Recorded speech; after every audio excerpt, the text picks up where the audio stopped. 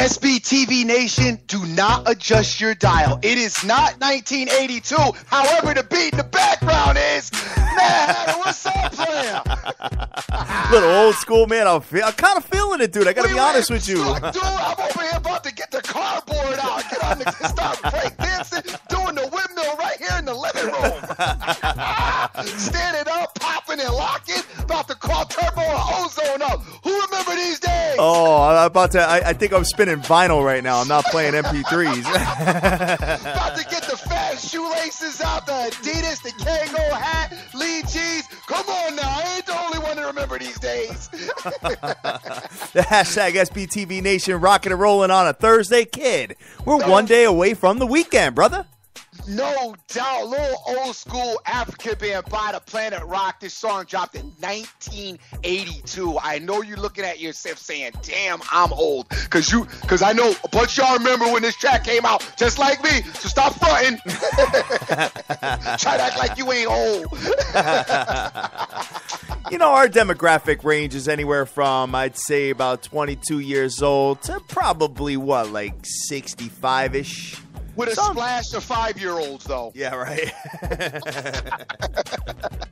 Exactly, man. How you feeling today, brother? Oh, if you can't tell, I'm in a good mood, except I woke up this morning, turned on Twitter, and see my boy coming at me talking about Verlander. I'm like, no, he did. Well, you were saying how Dusty Verlander... been dusty. Chris Sale been dusty. I ain't said boo. First thing I get up this morning, you got a Verlander tweet. I'm like, oh, I see the Twitter bug bitch you too. My boy saying Verlander's been dusty, blah, blah, blah, blah, blah. So I had to post his one hitter for you, brother. Had to do it, man. That's whatever. Maybe you get a fat head of him. See on your wall. See how cats do your boy? Oh, man. But other than that, that's all good, and I know it was all good. Hey, I got to clear something up. What you got? Yesterday, I said that the Broncos got Mathis. Now, mind you, we do the work before we get on. We get in together, look at ESPN, see what the top news is, and all I see in big letters is Mathis to the Broncos. So I'm just assuming, that it's the Mathis from the Colts. The lineman. It's not the Mathis from the Colts. Oh, it is actually was Evan Mathis. He's an offensive linebacker, and he's from lineman, and he's from Philadelphia. But I feel like Mathis is a good player from Philly, but not really needing. I guess you're looking for news, so I guess they really didn't need to blow him up, but they blew him up, and that's why that's the reason for the mistake, and I'm really sorry about that. If there was anything to get on my case yesterday about, it would have been that, not what people got on my case about. And no one got on your case for it, huh? No one did. Wow. Surprisingly. Well, hey, man, you know what? Hey, I guess just leave it up to your boy to get on your case, right? Hey, man, you might as well. By the way, just real quick, when you listen to, the big shows, Mike and Mad Dog, Dan Patrick, there's, 3 other dudes with them, and there's one guy on the computer and another guy that, knows every statistical fact they know to him, and then they kick it over. Dan says, oh, well, I wonder what so-and-so's record was. And my boy says, oh, he was 8-9 with a 2. Yeah, right. You know what I'm saying? When we get big, that's the kind we're working on that. When I can have that cat working with me that can give me all that information. I just want to have a DJ in the background. You know what I'm saying? I just want to do my thing and look at my games and do, go from there. You know what I'm saying? I'm like Alex Trebek. I'm like Chuck Woolery. All right. All right. And I'm not on that point yet. Right. Let's go. Let's rock it, man. Let's rock it. So, Dream. Yes, sir. For your boy Michael Vick, couldn't get signed by the Pittsburgh Steelers any other day but National Dog Day, huh? Got protesters outside of Heinz Field and all that. Hear my stance on that. Oh my God, unbelievable, man! You want to hear my stance? He got a black man in jail for the dogs, but he got him. But you could kill a person and be good. Unbelievable, man. Had a bunch of protesters outside of there saying that they're not going to go to the Pittsburgh Steelers games and all that. And he's signed now. There's nothing they can do about it, unfortunately, man. Stop, man. Dude, listen. All right, first of all, look, I don't want to offend nobody. I love dogs. I like animals. Me too, yeah. I do like people more, though. Yep. Okay, sorry. I'm a people person, all right? I do like people more than dogs and animals, and then they will come, next or whatever. My thing is Michael Vick did his crime, whatever it was. He did the crime, and I'm not downplaying any of it for the dog lovers. However, he did his time for the crime, and now he's back and he's rehabilitated. Dude's kept himself out of trouble for the most part ever since. Come on, man, give him a break. Yeah, I always wondered about protesters as far as like I see them like I'll be driving down the road, trying to work. And I see them, like, all outside of, like, the town hall and stuff like that. I mean, I see them, like, camp out and stuff like that for weeks at a time and stuff like that. Like, what are you doing? You know what I'm saying? You must have enough money not to have to work or nothing like that. Well, some of them have. I mean, listen, we need protesting in America. It helps keep things in check, so to say, because the people in charge sometimes, if there's no backlash or there's no challenging the system, people in charge will go ham. Yes. All right. So I definitely think protesting is a good thing as long as it's peaceful. All right. Yep. It definitely has to be peaceful protest. I am never pro-violence. I am never I never could understand. Okay. You're mad at City Hall or mad at the government, and then you go and burn your house down. Like that part, I would have been like, oh, okay, hold on, time out. Yeah, right, exactly. Well, what you mean we gonna go back and we gonna burn our houses down? Wait, that's where I live. All right, we can go burn somebody else's house down. Not that that's cool, but I'm just saying I'm not burning my own piece down. You're crazy, man. To make a statement. You're crazy. I never was with any of that. So. Well, you want to talk? I don't get that at all. Go burn the courthouse down. I mean, go burn the police department down. I mean, if you're going to burn something, I'm not saying I am not advocating doing that at all, but the last place I'm going to burn down is my house. Crazy, man. It is what it is. Speaking of people burning their own houses down in their own programs, my God, dude, the San Francisco 49ers are a disaster right now. I told you about them a long Wow, dude. How about Ahmad Brooks? Dude. Charged with misdemeanor sexual battery at Ray McDonald's house, man. Dude, he thought he was at Ronald McDonald's, and it was crazy. And dude, these guys, the Niners got mad issues, man. I mean, mad issues. Listen, you got whatever the over/under number for them is. You might as well go ahead and take that under now because the Niners, it's going to be a long season for them. You just cannot get through all this adversity, plus the loss of talent, plus the loss of coach. You just can't get through all of this losses and be successful. It's impossible. And if they are, then hey, I'll be the first one to say I was wrong and take my hats off to them. But all of that on top, you got the closer at the quarterback. It's an issue. Definitely. But they did beat the Cowboys in preseason. 9 starters are removed, kid. So out of the defense. As bad as stuff is. They're without 9 starters, and I believe Ahmad Brooks would be number 10, bro, on the defense. 10 starters on the defense and no head coach. They lost Frank Gore. Dude. That's what I was saying on Ralph's show, a couple of Fridays ago. Hold on to that they beat the Cowboys in preseason. That's what right. Well, that's what I said on Ralph's show a couple of weeks ago. I said, I'd like to see how this coach deals with all the adversity that's going on. Yeah, he's got all kinds of madness. I mean, what worse situation is it to be a head coach coming into this mess? No doubt, man. That's tough, too. Unbelievable. How about your girl Ronda Rousey talking a little bit more smack versus Floyd Mayweather, saying she earns more money per second than your boy Money Mayweather? Honestly, I felt like she should have taken a high road and just kept quiet in this matter. That was just my opinion. You know what I'm saying? She should have took your stance and just been quiet. You know what I mean? Because the thing is with her, dude, he got a big mouth. Right? And right now, he's on the top of his game. You know what I'm saying? And he got to let everybody know because he acts like me. You know what I mean? He got a big mouth, let everybody know. But you can't really touch him right now. He makes more money than anybody. He's already done it. He's beaten the best of the best in his, in his weight class and amongst his peers. Let him shine. Don't worry. One day, Floyd will probably fight one fight too many because they all do it. All the greats do it. They fight one fight too many, and that's when you could be there to be like, okay, pal, what happened. You know what I mean? But right now, you got to let him do his thing because, dude, his mouth is bigger. And you look silly now because even though you say that, you'd have just better off saying, I go for knockouts and you don't. And that makes you just look doper. Yeah, okay? Right. But the money part, forget it. Forget it. Don't even do the money with him because you lost. And dude is laughing, and his comeback will be something crazy, I'm sure. Of course. And we're monitoring the story a little bit here at the biggest show in the world, just having a good time with it, man. So what else we got going on? How about the Washington Redskins? Their linebacker is Junior Gillette has suffered a torn Achilles. They were kind of excited about this guy. Now forget it, man. I think the Washington Redskins. Listen, we're going to go into the NFL again with 4 good teams.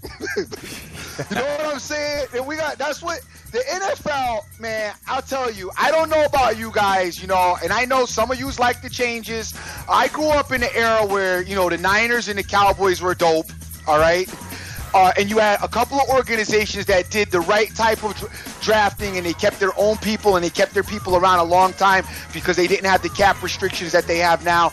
And there were quality products out there. That's why I always say, if you compare older teams like the Steelers from the late 80s or 70s, or the Cowboys in the 90s, even the Niners in the 80s as well, you compare those teams, dynasties so to say, to the current day teams that are supposed to be good, I think those teams would win because the plethora of talent across the board, you name the you go look at a Steeler team, you name Hall of Famers for days on that team, all right? Yep. Then you go look at a team, like I don't know, 2 years ago, Seattle, and it's like, I know they're too early to make them Hall of Famers, but I'm just saying, you scratch your head and you say, this team would never, it wouldn't stand up against this other team. I mean, that's just my opinion.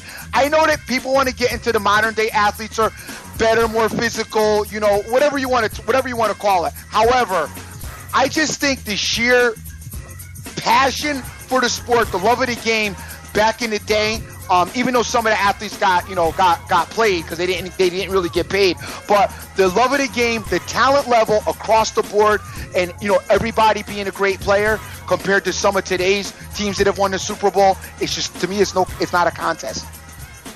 I think I concur with you, man. Oh, all right. Whoa, I gotta concur. Yes, absolutely. So we'll see what ends up happening with NFL. I don't like the parody thing. I'm not really good with that. I mean, obviously it makes gambling a lot easier.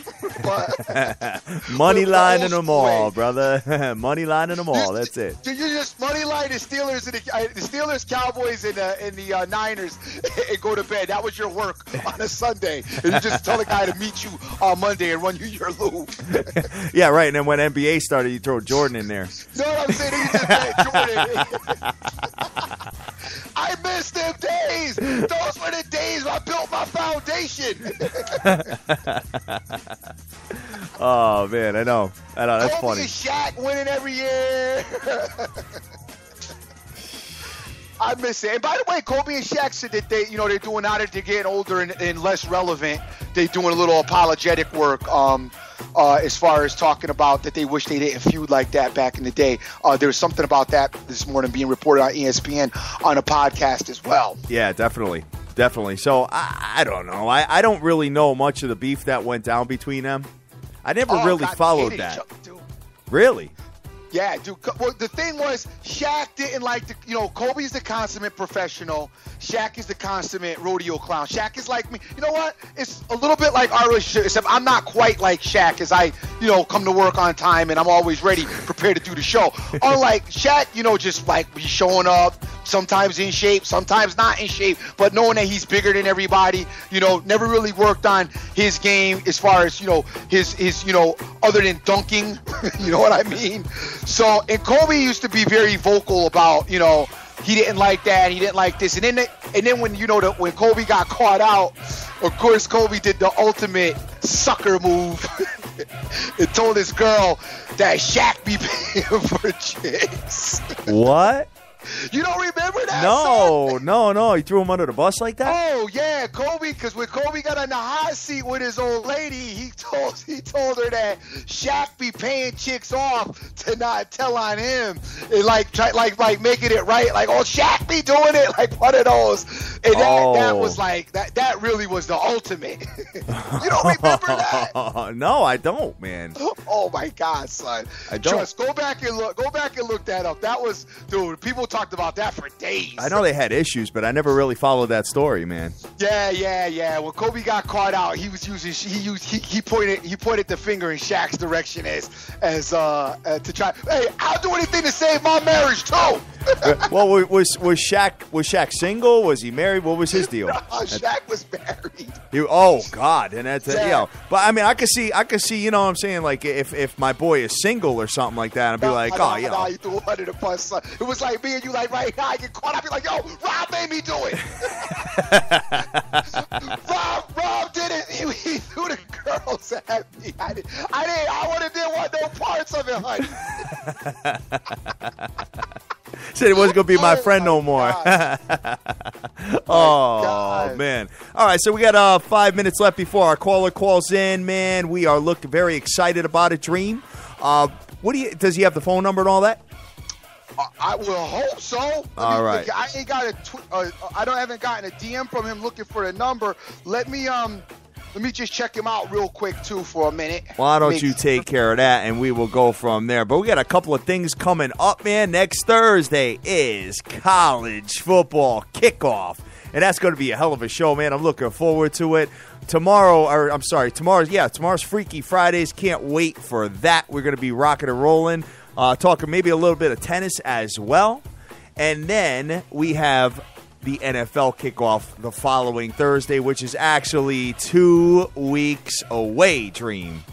No 2 weeks away. And that following Friday, after start going into week 1, I'm going to have Mr. Scott Matthews on the line. We're going to be talking some NFL and breaking down a little bit there, brother. I'm looking very much forward to that. Rocking and rolling, man. So you're doing that, man. Let me just take a look real quick at a couple of things while we have you on the line and we're waiting. That's a wrap. Let me do who's ever retweeting the show this morning. Because, what you got, we got some people retweeting. We got my man Nicholas J out there. What's happening? Jordan H. Is the H for him, Jordan? Frank Vincolado's out there. We got Joseph Del Rosario. JC's out there. Rick Lopez. What's going on, Slick Rick? OJFB. I know you felt the Planet Rock intro, player. Marlon's out there. AZ Wildcat 83, Benjamin Rowe, Lone Star Hombre, Buddy the Dog, BT's out there. JC's already locked in this morning, so I know he's ready to go. G Rose, Urban, INT, the Hockey Immortal. What's up? Always good to see you, player. J-Cast, Clown Man, Swag is out there. The Danish Better, Spot Bet, C. Rodriguez Jr., Pete for Press, LA Wizkid, Angelo Nunes, and Average Joe Punter, all the way from sunny Australia. Yes, sir. Perfect. So, taking a look at this, guys, real quick. Dr. Dan he's got one opening left on the Fantasy Football League that he's doing. Check him out, dude. It's Dr. Dan Evil Genius on Twitter, at Dr. Dan Evil Genius. Hit him up. It's there's a $275 buy-in, and the prizes are as follows. First place gets $1,000. Second place gets $500. Third place gets... Oh, man, I don't have it in front of me. Oh, right here. Third place gets $500. Second place gets $750. First place gets $1,000. And the two division winners get $250 apiece. You add them up, it equals $2,750, and that is the total pot. So that's what Dr. Dan is doing. So hit him up. He had somebody drop out, so he's got a spot now. And we'll see what ends up going on with that. I think there's going to be a lot of trash talking going on there, Dream. I am the independent arbitrator there, by the way. Just in case anything goes a little crazy. Oh, I'm gonna keep an eye on it and throw some trash talk there when somebody catch a monster lost. Be like, ooh. I know, man. I know it's gonna be fun to watch. It's going to be fun to watch, guys. If anybody wants to take a look at that. I want to tell you guys this story, but I know our caller's about to call at any minute now. But listen, you know how yesterday's back to school and all, right? So you guys know my wife is a hairdresser, and the salon is downstairs. It's adjacent to my man cave. In fact, it used to be, it's AKA / the lab / the studio / the hair salon, all of that wrapped into one, this little room we got. So anyway, what happens is, back to school, all the parents start coming over and they bring their kids. But they always bring their kids anyway. That's one of the beauty of coming to my house to get your hair cut, because it's like romper room over here on top of it. So at any point in time, I could have kids just downstairs like jumping all over the couches and throwing stuff. Because then my kids, when see the other kids come, know that they could be bad together. You know what time it is, right? Of course. So, and you guys know, white folks got bad kids. I'ma just go there. Right? I see y'all at the supermarket with your kids laying down in the middle of the aisle, screaming and yelling, and you giving them whatever they ask for. You know that ain't happening with black people. They ain't having that. Put that stuff back. We can't afford that. But anyway. The kids come over and they like, when they get the man cave, because the man cave is, they got that's like the lobby. You know what I'm saying? They sitting out in the man cave, the lobby, and I got all kinds of like comic book stuff, and I got the popcorn machine, I got the all the sports memorabilia floating around. Plus on the side is all the games and the Xbox One, because I got the Xbox One. The kids upstairs got the 360. So the kids come in and they think, oh, it's time to go ham in the man cave, bro. Oh no. So, I had the new Madden yesterday. So, I was trying to play the new Madden, and the kids came bum rushing thinking they was going to get on the Xbox. I had to call a TV timeout. I had to pull the other Mom Dukes out. Hey, listen. Hey, the upstairs 360 is for the kids. Yep. Down here, I know this looks playful down here, but this ain't the playroom. Yeah, right. Kids run. I got the bar on one side. Yeah, right. All the bottles, all that. Dropping the bottle of Kettle One on the rug. I'm like, yo, I'm about to kill somebody up in this place. Tell my wife all the time, I'm gonna call DCF on you. Yeah, right. Exactly. Wow, that's funny, man. That's funny. Oh man. Hey, opening day, I'm going to be off the map. I told you I got my my wife's 30th birthday party, so I'm going to be a wrap on opening day. I'm not too happy about that, but the following week, I think you and I are going to go out and do some. Put your foot down, son. I think the following week, you and I are going to go out and do some damage. I got some good spot stream that I've already found for us to watch football at. No doubt. So I think I've got my caller on the line, Mr. JCP Sports. What's up, buddy? What's going on, Rob? What's up, James? Oh, man. Pimpin'. Oh, my God. We put Planet Rock on you today because that's like the last time I heard you call us. It's been a minute. I appreciate y'all having me back on. Oh, this is our boy all the way in Georgia. Georgia football for days. Living, breathing, eating, sleeping Georgia football. Dude, what's up, right, man? You ready? Oh, I'm more than ready. I've been ready, man. I cannot wait for football to kick off. All right, cool deal, man. Dude, we want to know. Listen, I just grabbed my coffee because I know you got stuff for days to tell me. So I want you to really open up because we got to talk about this SEC this year, brother. Oh yeah, man. Yeah, definitely. Yeah, with starting off with Georgia, obviously. I guess the biggest question that people that follow the SEC or Georgia's want to know is who's going to start at quarterback. The way I've kind of got it set up, Mark Richt's always been very, low-key about announcing a starter, things like that. Georgia brought in Virginia transfer Grayson Lambert, and Bryce Ramsey is the only guy on the roster other than Grayson Lambert with any college playing time. The way I've got it right now, I've got Grayson Lambert's probably going to get the starting job, and Bryce Ramsey will probably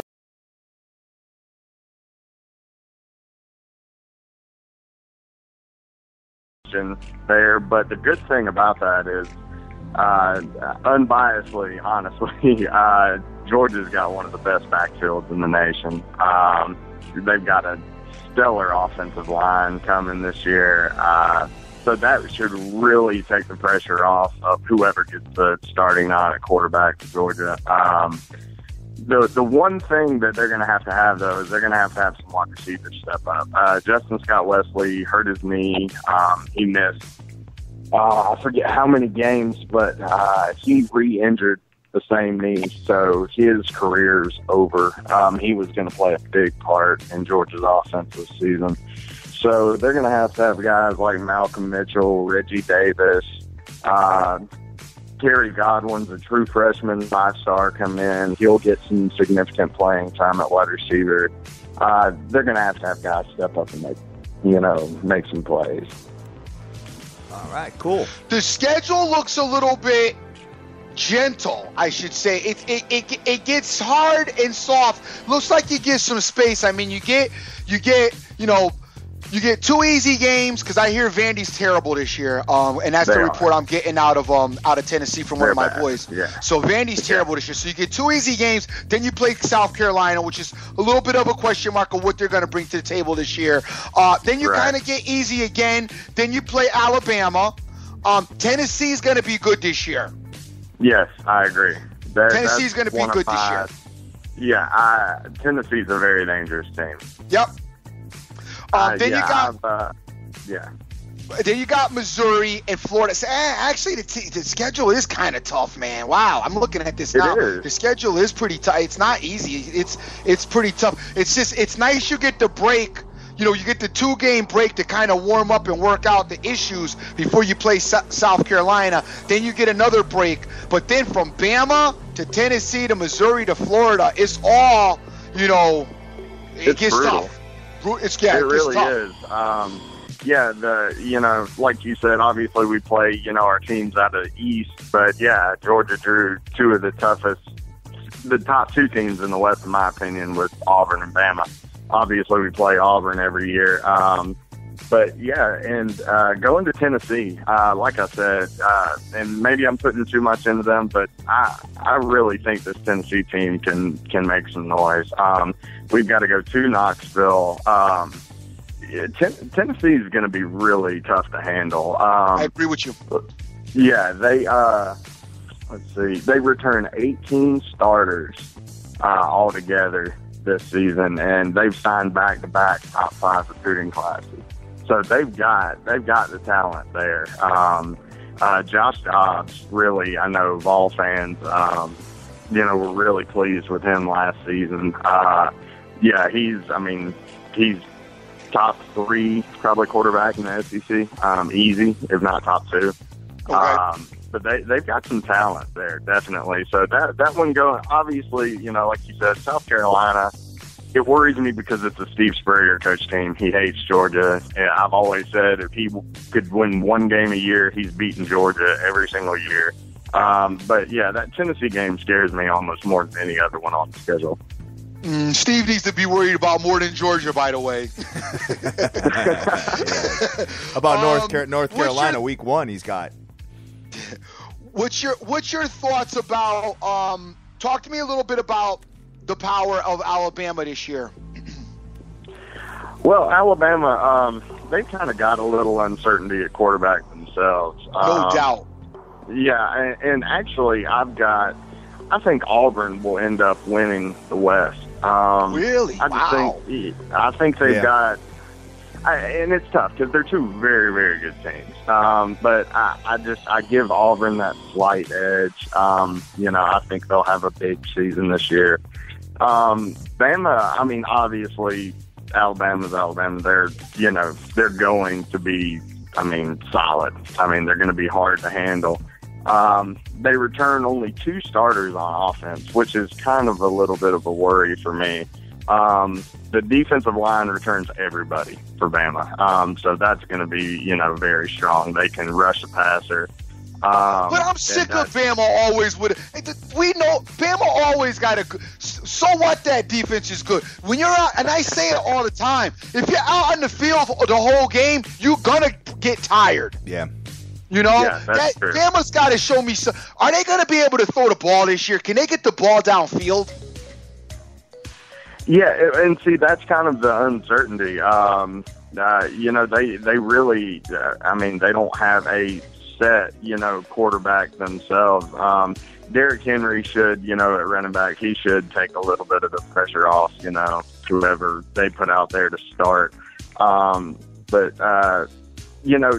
From what I've heard from Bama, they're really wanting Jake Coker to step up and, take the leadership role and really take the reins of that quarterback job. And they weren't really pleased. Coaches weren't really pleased from what I've read and heard in spring ball and even, this fall practice, with kind of, how he's progressed. And right. He's a senior now. So, it's now or never for him. So that's kind of a big question mark for Bama. Definitely. I'll tell you, a team that opened my eyes last year, and I'm expecting maybe something to come out this year, maybe a dark horse in the SEC. What do you think about Mississippi State?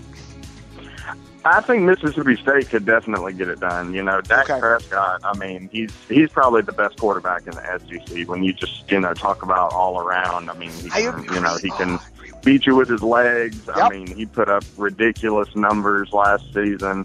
But yeah, Mississippi State could definitely make some noise. There's lots of teams in the SEC this year that could kind of ruin somebody's party, if you will. When you look at Mississippi, you really can't sleep on too many teams. Vandy's, they're pretty bad, like you said. The West is, stacked. Really, any of those teams in the West could. Arkansas's got talent. Mississippi State, Ole Miss is, loaded. LSU's looking to bounce back from kind of a mediocre year to their standards last year. But yeah, Mississippi State. Prescott could definitely, make some plays and get them some wins maybe that they shouldn't get otherwise. They've got to go to Auburn. They've got to go to Missouri, at Arkansas. But other than that, they get Alabama at home. They get Ole Miss at home. So and their schedule gets real soft in the middle. It looks like, from looking at it, it kind of gets soft in the middle, which gives them a time. I like a schedule that gives you an opportunity to get some things together. You know what I mean? Like playing top talent back to back to back is tough because it's hard to make those adjustments and get everything and get everyone on page. I like when your schedule, a couple of hard games, few soft games, couple of hard games, few soft games, and then roll it out. And then by that time, you've got, you can get everything together and get it all working. Because having it all thrown at you at once could be problematic. We see it from year to year. Yeah, and Mississippi State's going to get to learn pretty quick, kind of where they stand. And LSU also, they play each other the second week. Yep. But yeah, the one thing that's kind of alarming for me with Mississippi State is the offensive line is returning starting 3 new players on the offensive line, and one of those is their center. The guy who's starting center, Jamal Claiborne, hasn't played center since junior football. So that's really, when you've got a quarterback as good as Dak Prescott is, you got to protect him. You got to give him time to make plays. And so that's the one thing that really kind of, worries me about that team. They do get LSU at home on September 12th. So, that's a little bit of a plus. But, they'll learn a pretty good bit about themselves. But LSU, they return 7 guys on offense, 7 guys on defense. And, they've got Tre'Davious White at cornerback, who's, a heck of a playmaker. They've got guys that should, and LSU kind of needs that, big win early. And, Mississippi State, I wouldn't call it a big win, but it'd be a confidence booster, definitely. Gotcha, man. I'm taking a look at the odds, actually, to win the SEC this year, and Bama's actually favored. Plus 305. You got Georgia plus 475. You got Auburn plus 500, which really sticks out to me. I got to be honest with you. I agree. LSU plus 725 and Arkansas plus 950. Wow. Interesting. Yeah, Arkansas, they got some talent. But yeah, I think that would. if it were me, I would almost swap Arkansas and Tennessee out. I don't think, and you call me biased or whatever, I don't think Tennessee's got enough this year to win the East. I think the only thing that may hold Georgia back from doing that, because Georgia beat Missouri at Missouri last year 34-0, and still Missouri won the SEC East. So you know how that goes. But Georgia's got some tough SEC games. Like we said, Auburn, Bama. They got to go to Tennessee. Still got to go to Jacksonville, play Florida. So nothing's guaranteed for sure. But I definitely think, especially next season, Tennessee's going to be scary good, and they're definitely a dark horse for me this season. All right, cool deal. I'm taking a look at this. Just seeing some other teams here. Obviously, you said Vanderbilt's going to be shaky at 500-1 to win the whole to win the SEC. Yeah. I heard my boy says Vandy's going to be. He said Vandy looks terrible, and they're bad. Yeah, he said Vandy's bad this year, so we will definitely have to keep an eye on that, as we may have somebody to pick on as far as betting against. But the rumor out of Vanderbilt is he told me just put everything, his words exactly, put everything you got against Vanderbilt every week, and then just call the season a wrap. Gotta ask you. The Ohio State obviously is the highest touted college football program right now this year, looking to repeat and win another national title. What's your thoughts on that? It really is. It's kind of hard to argue with that. When you look top to bottom, from coaches to players, on paper, they definitely have the best team in the country. It's really tough to argue with that. Michigan State should be good, but they really, in my opinion, I'm not trying to say they're a weak conference, but I don't think they're going to have too tough a competition in that conference. They've got to play at Virginia Tech, which I don't think will be that difficult for them. Obviously it's on the road, so that could get a little shaky, but they've got to play at Michigan. It's hard to argue with Ohio State being, the top team in the country. But, one team that I'm really excited to watch this year is TCU. I was just getting ready to say that. TCU is really going to be a fun team to watch this year. Yeah, when I look at the odds for winning the whole thing, the national championship, you got The Ohio State University plus 305. You got Alabama plus 950. TCU plus 1050, Auburn plus 1600, and USC, believe it or not, plus 1600. Yeah, the TCU and Auburn odds are they're not, especially TCU, because I think TCU gets in the playoff. I really do.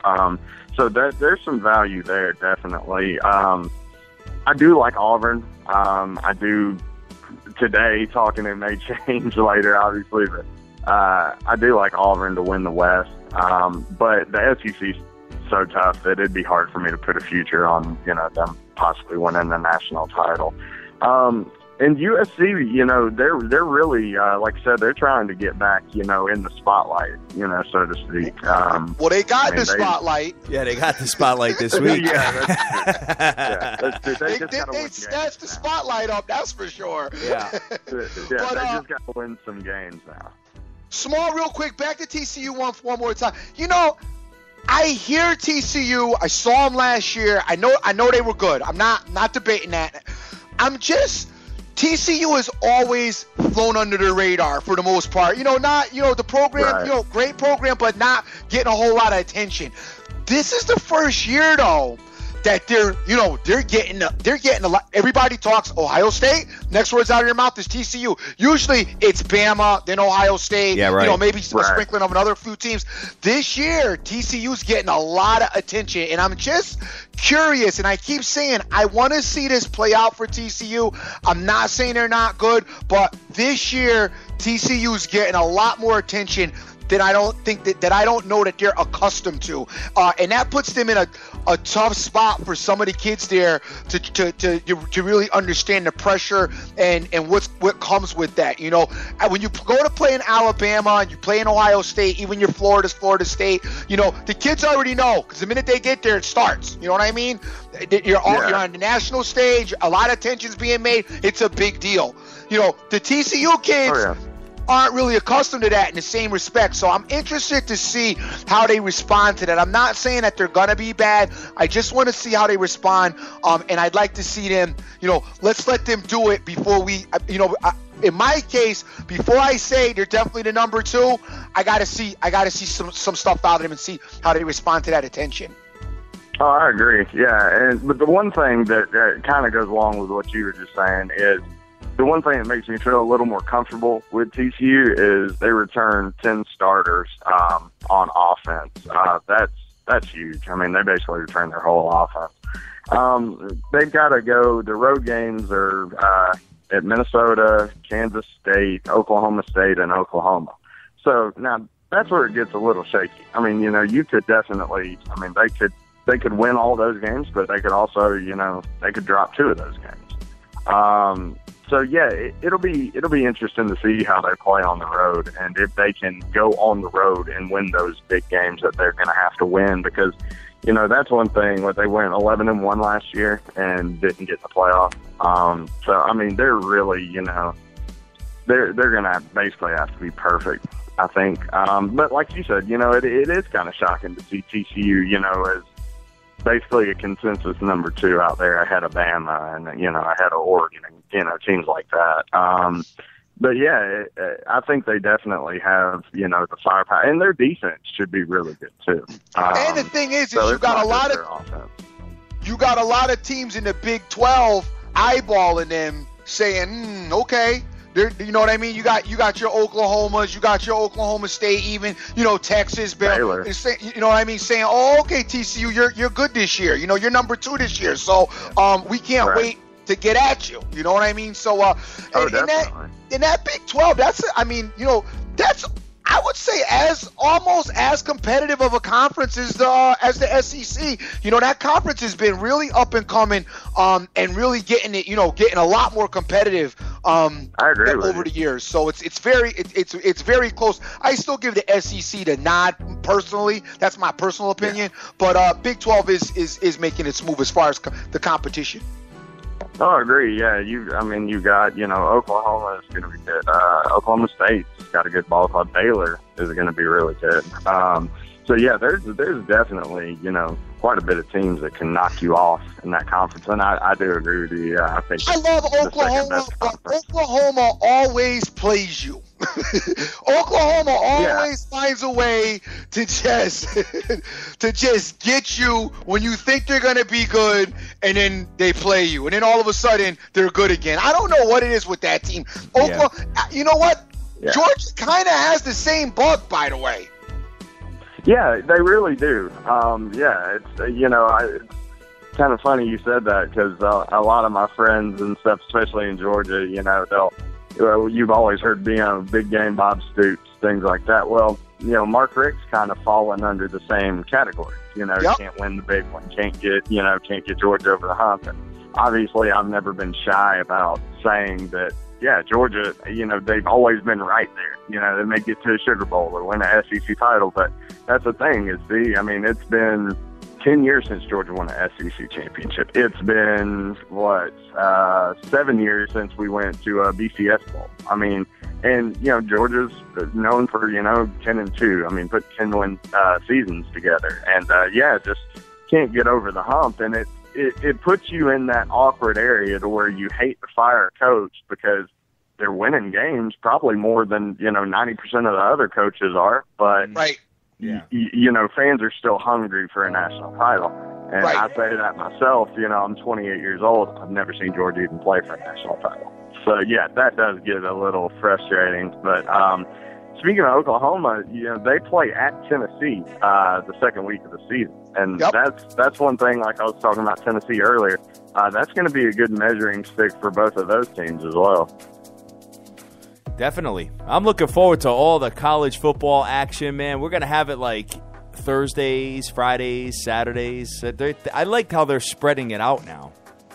I agree. Yeah, it definitely gives you something to look forward to, because I'm that way. I could be watching, any team. It doesn't matter. As long as it's college football, it's probably going to be on my TV. Absolutely. Guys, this is my man, JCP Sports. Dream, you got anything else for our guests before we close out? Hey, I think we covered everything. We talked about the SEC. We talked about Ohio State. We talked about, TCU. So I think we've been all over the map as far as college football is concerned. Any dark horses you see, some teams that aren't getting any talk about that may end up being pretty good? And who would you predict out of the top? I would say let's go to top 10. Who do you think might not be as good as they're saying? I really was kind of worried about like Notre Dame, which they kind of got to prove it to me, and I know that they're getting more hype this season than they have in a while, but yeah, they just kind of got to prove it to me, so to speak. Michigan State will be solid. USC is another one. They're ranked as high as they have been in a while. They've kind of got to prove it to me too.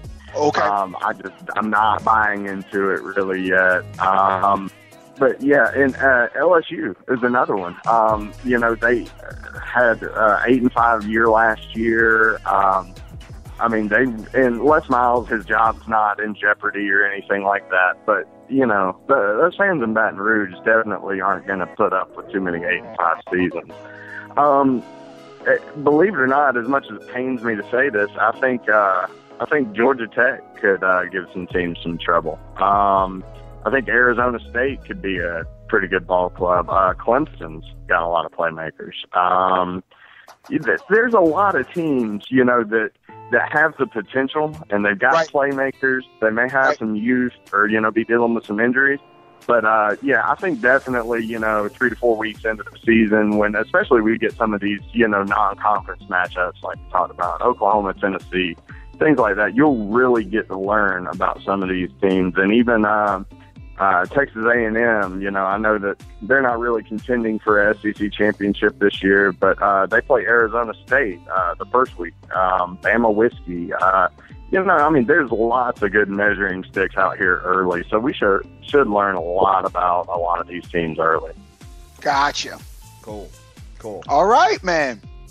Well, I appreciate you guys having me on, and get with me, and let's do it again, fella. All right, sounds good, guys. It's my boy JCP Sports. You want to let everybody know how they can get in touch with you and get in contact as far as you're concerned? Yeah. I'm on Twitter at JCP Sports. I do plays with my buddy Champ. His Twitter is at @RS_GBE. You can check us out. We're really doing the homework, putting the work in, football coming up. So, look us up and definitely get in touch with us. All right. Sounds good, brother. Thank you so much for calling, man. Always a pleasure. Hey, thank y'all, man. Y'all have a good one. All right. You too. All right, baby. You too. All right. Take care. All right, Dream. So, good. Right, so I'm out of here. Yeah, good football talk, man. Great I know talking. you. Always remember who you're with. Make the most. Oh man, I know. But hey, listen, we're almost there. We're a week away, player. We're a week away, so we got to jump right into this real quick because we got all the junkies out there that are dying to play some baseball, and believe it or not, there's actually 5 during the day. But looking at apparently, cats want to hear me talk about baseball. Yes, absolutely. Even though I've talked about not being down with baseball day after day, show after show since the end of May, but people are adamant that they want me to talk about baseball. Good, man, good. Well, there's only let me see. It's a short card today, but you know what? We're going to get into the key matchups only. So what we're going to do is we're going to talk Toronto and the Texas Rangers. Kid, I got to be honest with you. The Texas Rangers got smashed last night, dude, man. You know what? I notice every day you name a king and then the next day they fall, and then you're over somewhere else, and the next day No, they I still fall. like this Rangers team, man. I still like this Rangers team. I'm still good with them. Toronto's putting Marco Estrada versus Texas, Giovanni Gallardo. And Toronto's favorite again in Texas with a 9.5 ERA. 9.5 run total and minus 140 juice, kid. What do you got for numbers on these guys?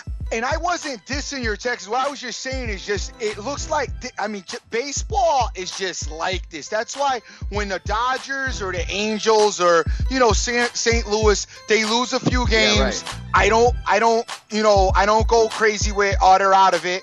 And then when they win a few, I don't go crazy that they're going to kill it neither, because it just seems this is how they just do it. You know what I mean? Yeah, no, I hear you. I hear you, man. Back to your guys. Estrada is 11-7 with a 3.27 ERA. Gallardo is 10-9 with a 3.25 ERA. Rangers 28-32 at home. Blue Jays 31-32 on the road. Rangers peaked their head above water and were actually in the second wild card spot and have been knocked out by the Minnesota Twins, believe it or not. Toronto's superior pretty much every single thing I'm looking at here besides money. So $100 better, you're actually up almost $2,000 with Texas versus Toronto. You're up just under $700, man. But pretty much everything all across the board. Toronto with that offense, 5.5 runs a game, went ham last night, scoring 12. I'm looking at this. I'm seeing Toronto 5-0 in their last 5 games. I'm seeing them 5-0 in the last 5 on the road. I'm seeing them 6-1 in the last 7 when playing Texas. I just don't know about this game particularly, man. I think that Texas can win one of these. I think they have to.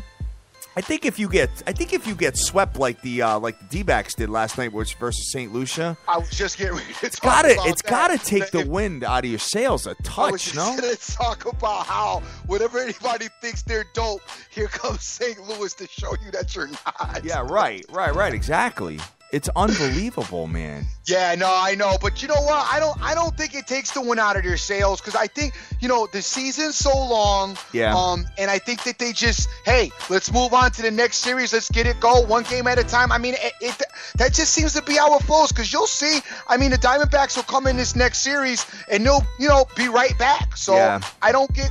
You just can't go crazy. The thing is in the National League, what's ended up happening is that the teams in the wild card and the division leaders are so high up that the teams that are like, 500 or sub 500 or whatever have such high odds to win everything, because it's going to be like almost impossible to catch them. And as a matter of fact, if you go on to MLB.com and if you're looking at the standings, there's actually an elimination number of games. So if they lose like this many more games or the other team wins however many more, that's ahead of them, they're going to be done. So, looking at this, Toronto's 8-1 in the last 9 when playing on the road in Texas, man. So they play pretty good there. Gotcha. They must have some, dope girlfriends there or something like that. So, I don't know. But we'll go on to the next one. Baltimore and Kansas City. Baltimore, Chris Tillman versus Giordano Ventura.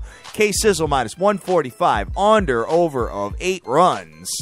Baltimore caught a win last night against Cueto. I was wrong on that one. Did I stick you out on Twitter? You did not. I stuck you out instead. Yeah. Oh, okay. Thank you.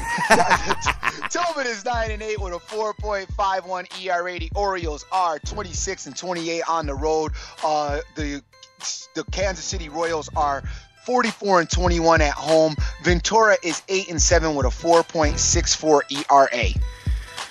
Yeah, I was very surprised to see Dude, in the last 2 starts, Cueto's getting kind of blown up a little bit, man. I know. So, that's going to be tough. And I got to be honest with you, the Kansas City bullpen, I don't think is all that either. Giordano Ventura, as well, has not been all that with a just under 5 ERA, man. Baltimore 1-6 in the last 7 games. Toronto's pretty decent at home. What's their home record again? Toronto? Not Kansas City, I'm sorry. Kansas City. Their home record's 44-21, player. 44-21. So that's got to be like 67% of their games they're winning, man, at home. So I'd expect them to bounce back. The problem is taking Ventura here in this spot, I think, is a little ugly. And it's a little shaky, especially with Baltimore. I mean, they can score on you at will. 4.42 runs a game. You might want to look at an over here, over 8. That might be something to take a look at. We'll go into the next one here. Chicago Cubs at the San Francisco Giants. Chicago Cubs have Dan Herron versus Madison Bumgarner of San Francisco. San Francisco minus 170. San Francisco got the job done last night, as I talked about on the show. So I was wrong on Kansas City, but right on San Francisco. Under over of 7. What do you got for numbers here, brother? We have Mr. Herron coming in. He's 8-8 with a 3.76 ERA. Keep an eye out on Herron. He's another one of those type of pitchers. I know now that I say it, he was probably going to pitch a no-hitter tonight. But Bumgarner, 15-6 with a 3.02 ERA. The Giants, 36-25 at home. The Cubs, 34-26 on the road. Dan Herron got blown up in his last outing, dude. Yeah, and Dr. Dan, the Evil Genius, was all over the over in that game, and it was like over by the 5th inning. 4 1/3 innings, 6 hits, 4 earned runs in that game versus Atlanta at home. Now they're coming in versus Madison Bumgarner, and I have a feeling that the San Francisco Giants will lay the smackdown on them today. What do you think? I don't know. I'm going to stay away from this a little bit because this was a touchy subject. But my point is what I was alluding to yesterday is there are a couple of pitchers that were dope, like a couple of years ago that are still hanging around baseball. And they look like, some of them may have lost it. Some of them may have had a couple of injuries, and maybe because of talent levels. So, a cagey old vet and a guy that's been around, knows his way around, finding a way to get himself some strikeouts and get out of some innings like he needs to be. And Herron's, another one of them guys, been around, was, a very good pitcher, a very good pitcher in his past, like Matt Cain last year, like a few of these other guys that I had mentioned that. But maybe, it's, time to, think about, throwing the towel in. But I don't know. I'm not saying that he should, so to say, because, Verlander looked dusty at his first few starts, but then, came back to nice form last night. So, obviously, they still got something left in the tank, which is why they're out there, I'm sure. Because the team, the GMs, that's what they get paid to do. So they're taking a shot with some of these older guys. So be careful tonight with Herron. I like Madison Bumgarner tonight. I really do. I like Bumgarner too, but I'm not playing baseball. I'm not playing anything. So I'm just putting out a warning for it. Be careful with that. Let me take a look at Madison Bumgarner's last couple of starts, man. Let me just see what he's got going on. Please don't overtalk Bumgarner and the Giants. Yeah, right. What I'm saying? Pittsburgh, 6 1/3 innings at Pittsburgh, 6 hits, 3 earned runs versus Washington. He shut him out, complete game shutout versus Washington, and 1 run versus your Houston Astros in 9 innings. So I think because I don't want to be. I was called East Coast bias, which I just want to fall on the floor and die laughing because the one thing I hate are most of the teams on the East Coast. Oh, you a closet Giant fan, kid? New York Giant fan? New York Jets fan? New York, yeah, right, yeah. I hate the Giants. I can't stand the Jets. Patriots, you know how I feel about them. Yeah, right. Baseball, I am a Yankee fan, yeah, but I don't care about baseball. Mets, I think they're dusty. Which, by the way, the Mets need to be talked about as they are doing their thing, and it's surprising right now. It is very surprising. This is not usually the time of the year where they are dope. So, and they're like 7-1 right now to win the whole thing, Dream. To win the whole World Series. And they got to go against Aaron Harang today. 7-1, dude. Wow.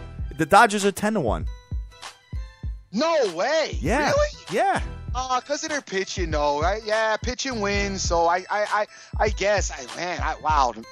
Listen, you know what? I got a lot of friends that are Met fans. They've been real quiet, so they must have their fingers crossed too, and got their 4-leaf clovers out and their leprechauns. Because I haven't heard a lot of talk about them. They've been quietly doing their thing, but they have been doing it. I know. So we'll see what ends up happening with them. Let's go into Minnesota, Tampa Bay. Minnesota Twins continue to win and now have poked their head into the wild card talks again. Minnesota, Tom Malone versus Drew Smyly. Tampa Bay minus 155. Under over 7.5 runs.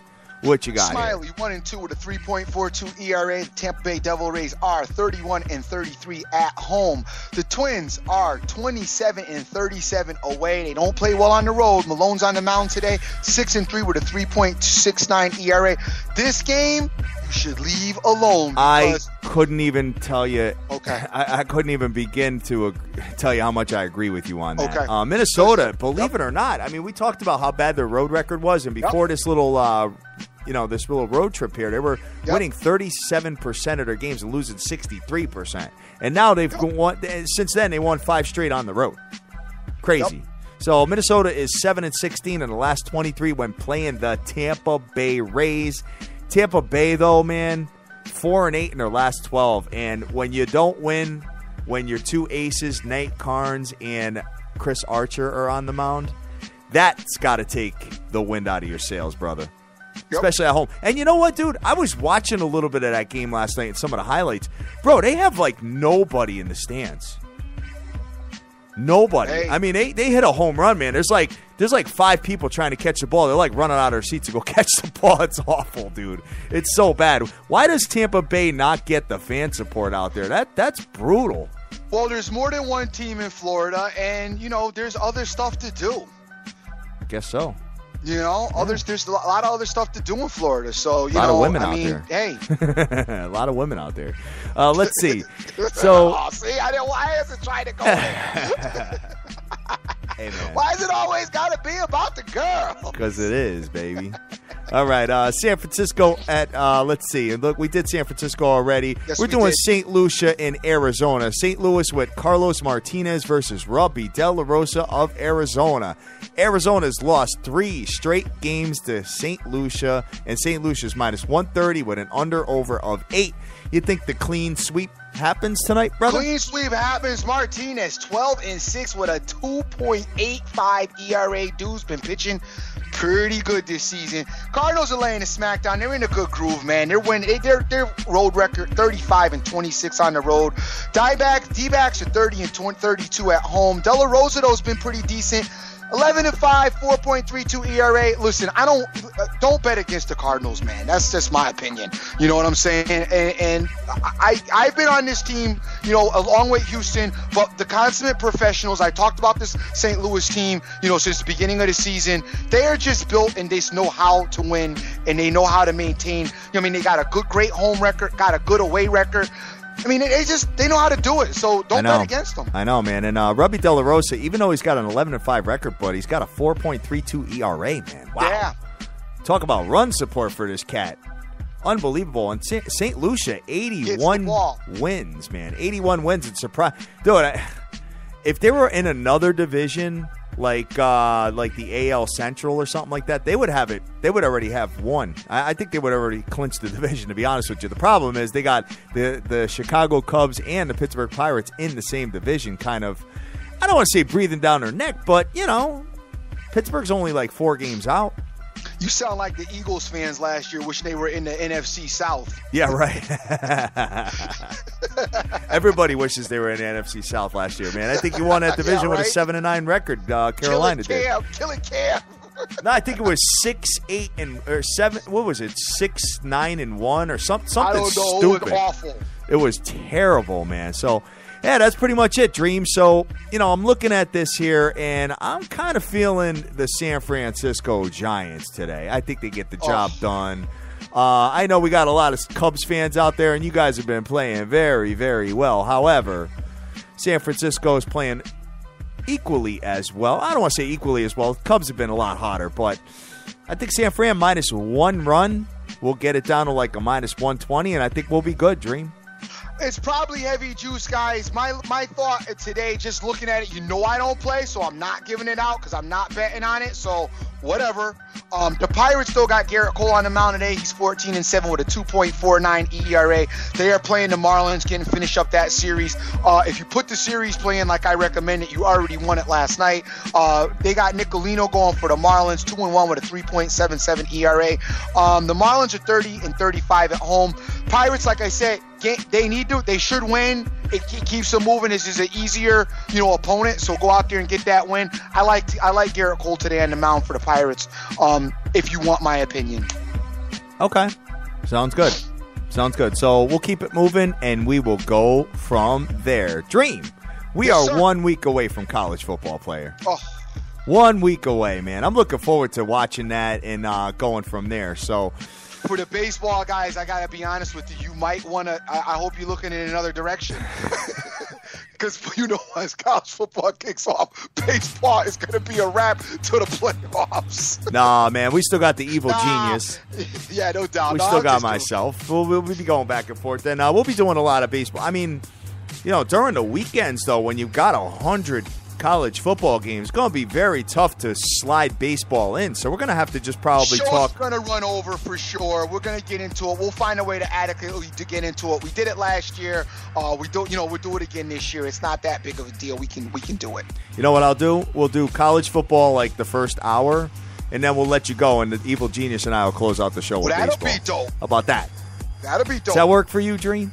That works for me. All right. Sounds good, man. Sounds good. All right. So what you got to do to close out of here, kid? Hey, I want to thank everybody that's retweeting the show. We got Scott Matthews out there, Snoopy Betts, King of Spreads, Key MVU, Christos, JDH, Immaculate is out there. My man, Doc, what's happening, brother? Please give us some information on Tom Brady. Is he going to play? Is he not going to play? What's going to happen? Jim Rome is the douches out there. Blake Moore, Vegas Girl, 92661, Jason Riley, Nicholas J, Jordan H. Hopefully the H is for Ham. Frank Vinculado's out there. Joseph Del Rosario, JC, Rick Lopez, OJ, FB, Marlon, AZ Wildcat 83, my man Benjamin Rowe. What's happening, player? Lone Star Hombre, how are you, brother? Good to see you out there, and you retweet every day. Nice to see you doing it, buddy. The dog's out there doing it. BT, JCP Sports, thank you so much for coming on, kicking it, and giving us the Georgia update along with the rest of the SEC.